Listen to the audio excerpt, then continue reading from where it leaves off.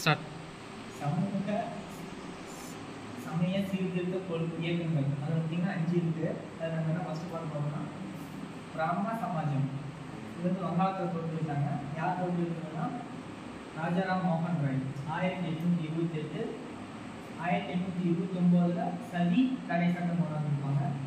இது வந்து நவீன இந்தியாவின் விடிவெளி அப்படின்னு சொல்றாங்க ராஜாராம் மோகன் ராய். அடுத்தது பிரார்த்தன சமாஜம்.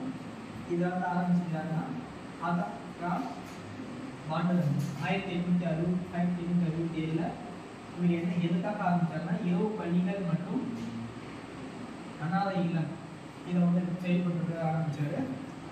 ஆரிய சமாஜம் யார் ஆரம்பிச்சாருன்னா சுவாமி தயானந்த சரஸ்வதி 1875 மார்ட்டின் லூதர் இவர் வந்து ஆகிறாங்க. இந்து சமயத்தின் மார்ட்டின் லூதர் அப்படின்னு சொல்லி ஆரம்பிச்சாங்க. இது எதுக்காக ஆரம்பிச்சாருன்னா குறிப்பாக பார்த்தீங்கன்னா வேந்தனை நோக்கி சேர்ப்பு அப்படின்னு சொல்றாங்க ஆரிய சமாஜம். இது பிரார்த்தனை பிரம்மஞான சமயம். பிரம்மஞான சமயம் ஆரம்பிச்சாங்கன்னா மேடம் பிளவாஸ்கி மற்றும் ஹெச்எஸ் ஆல்காட் 1875 அமெரிக்காவில் ஆரம்பிச்சாங்க நியூயார்க்கில். 1893 அன்னிபெசன்ட் பார்த்தீங்கன்னா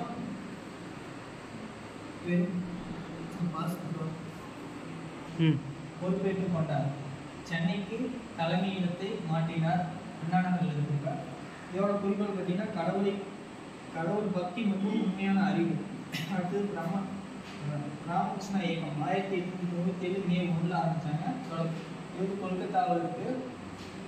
இதோட கோரிக்கையாளர் சுவாமி விவேகானந்தர். இதோட குறிக்கோள் கடவுளை நோக்கி சேரும். தேங்க்யூ.